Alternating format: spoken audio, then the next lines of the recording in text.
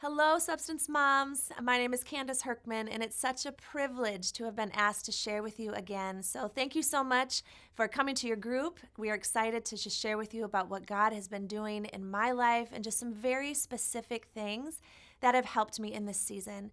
The title of my talk today is very simple. It's just, you don't have to stay stuck. Now, we all can believe lies about our life, lies that we're not good enough, we're not equipped to do this mothering thing, we're not a good wife, or gosh, we have too many kids, right? We can experience low days. Sometimes we can even resent our lives and just feel stuck.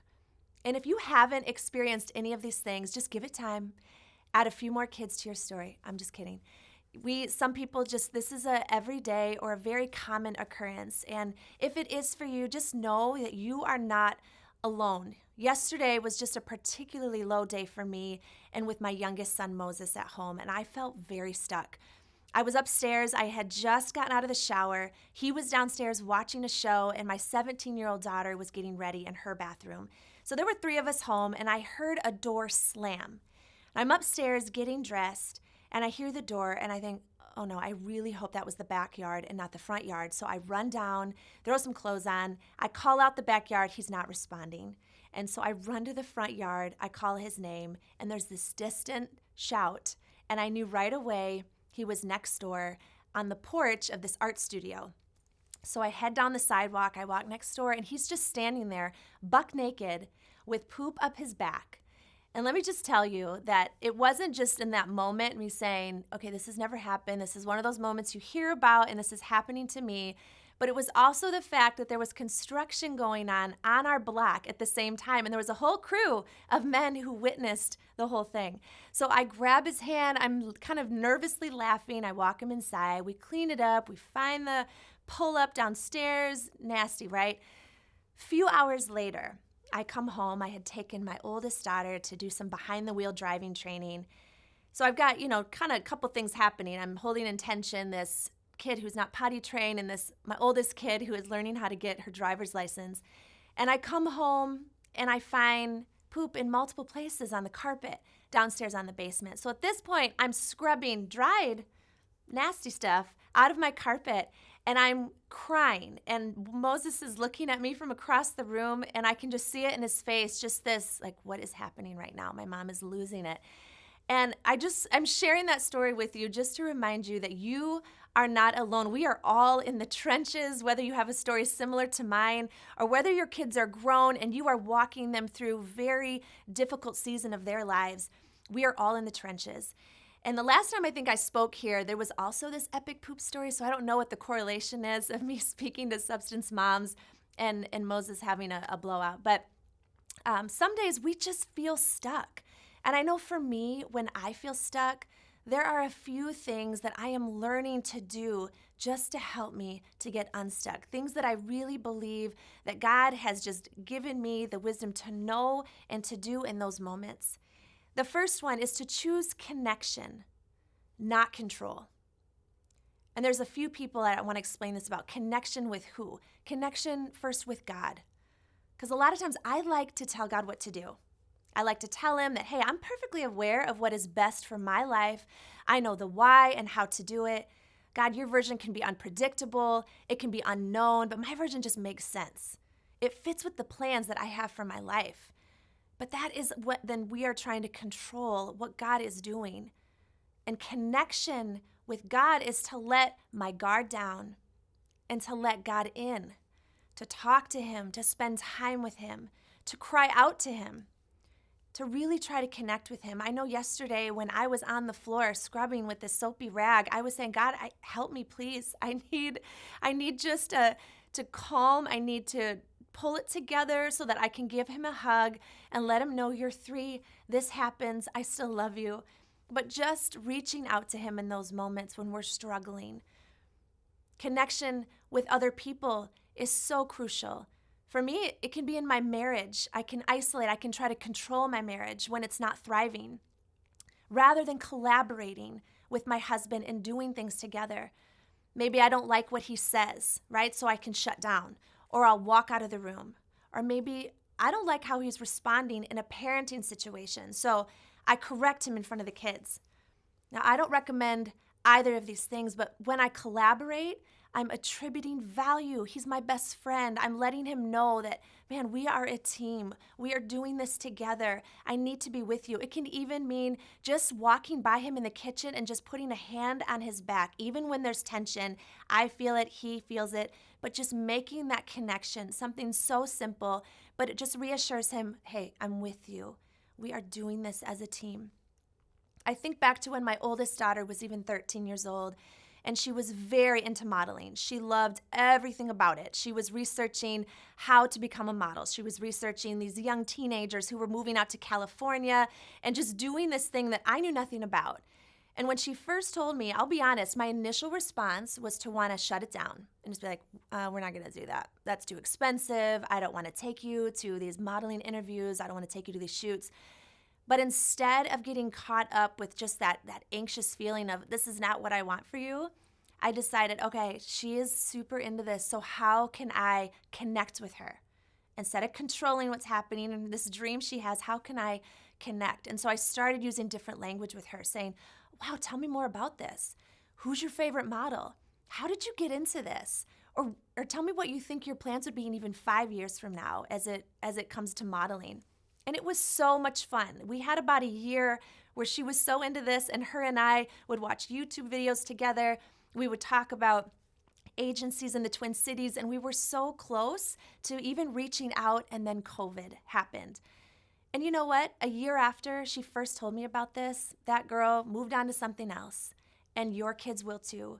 So in those moments of their dreams, no matter how outrageous or just different or interesting they sound, connect with them on that issue. Join in the excitement in that season. I also think to my youngest son, Moses.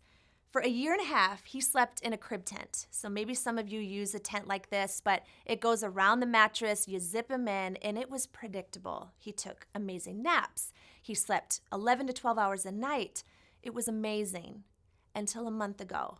He learned that if you pull real hard on the edges, you can crawl out. So a month ago, our lives were completely turned upside down. He no longer naps. We might get one a week. He goes to bed later than usual, and he's waking up at crazy hours of the morning. As I stand here today, he was up at 4:30 this morning and never went back to sleep. But mostly it's about 5:30. And it has really changed how I connect with him. Initially, it was so frustrating that I just wanted to control. I wanted to put my hands physically on his body and will him to go to sleep. And that wasn't working. I have a little guy with very high sensory needs. When he is up, he is up. And I learned in those early mornings over the last month, okay, Candace, you've got to just connect with this little man. He needs you right now to be tender. He needs to snuggle. And over the last few weeks, we have had the sweetest times together. He will crawl out of his toddler bed while I'm laying on the floor next to him. And he'll just lay his head in my neck, or he'll hold my face and kiss my lips and just say, Mommy, I love you. And it is the sweetest. We've probably shared some of the sweetest snuggling times in our whole time together in 3.5 years. And it's because I had to decide I'm not going to control this little guy. I've got to just find a way to connect with him right now. Now, side note, I did just order a book on sleep training, so I do plan to hopefully move us to a closer to 6, 7 a.m. hour. But for right now in this season, I've had to choose connection. And the last way we can connect is just with ourselves. I can tell when control is consuming me because I will bounce from the pantry, angry eating. I'll go to the laundry room and just be going through loads and loads all throughout the day. I'm grabbing the broom on the way to the kitchen to sweep. I'm out vacuuming our minivan. And these things are not bad things, but when I stop and I just take a breath and I ask, okay, am I aware of what my mind, my body, and my soul need today? What is life-giving? What feeds my soul? What nourishes my body? What is calming to my mind? And it very well may be just having a vacuumed out minivan, but it also may mean that you just need to stop and you just need to pick up that novel you've been wanting to read and just read a chapter. It could mean just sitting down to look up a really yummy recipe for apple crisp because fall makes you really giddy. It could mean you just put the kids to bed one night nice and early so that you can go catch up with a friend that you have not caught up with in a while. And for me, often it's just sitting down on the end of my bed at the end of a very long day and saying a few phrases out loud. I'm a good mom. I'm capable. I can do all things through Jesus Christ who strengthens me. I am loved. I am strong. And I just need to remind myself sometimes that it's a day. Maybe it was a really long day, but it's one day. God, your mercies are new for tomorrow. I can get up and start new. I am capable. So the second thing, first thing was to choose connection, not control. The second thing is choose contentment in chaos. A lot of us are living lives that are chaotic. I'd say most of us are. And in the beginning that I mentioned that I can sometimes resent my life. And 99% of the time, it's just when things are really chaotic. I may resent a season or a behavior pattern or even resent the journey that my husband and I are on. And it just comes down to me being discontent. When our lives just feel chaotic, we can isolate, we can medicate, we can binge on things that just do not serve us well. We can even shut down emotionally, or we start to attach to things or people that are just not healthy for us. But we can choose contentment. We have that opportunity to make that choice that when things are chaotic, we can choose to be content because we are confident that Jesus is right here in the chaos. He is right here with us. We are not left to fend for ourselves. We are not left to just do things the gritty, hard way on our own. Jesus is saying, hey, I get it, but I blessed you with these amazing kids. I know you are capable. I know you can do this. Just choose to stay with me in this season. Choose contentment, even when things feel out of control. I am with you. The third C, the third thing is to choose courage, not conformity. And conformity, that's a complicated word. When we're not careful, it can take us all the way back to high school when there is this pressure to be like everybody else. But when we're older, conformity can mean that we look or we act like the people around us. But it doesn't just have to be about people. It can also be about we connect back to old patterns. We can conform to the way we used to do things. Conforming is just attaching to what's comfortable, what is easy, and what keeps us in one place. And oftentimes it's a result of fear when we choose to conform. But courage is grabbing hold of something that can take us to a new place. I've been reading lately in the book of Exodus in chapters 1 and 2, and I'm not going to go through that here right now, but I would encourage you to just pull out Exodus 1 and 2. It's the second book of the Bible in the Old Testament, and there are 5 women that are talked about in these first 2 chapters. 5 women that were so courageous in a season, in a time and place when conformity was required, it was demanded of them, and these women chose courage.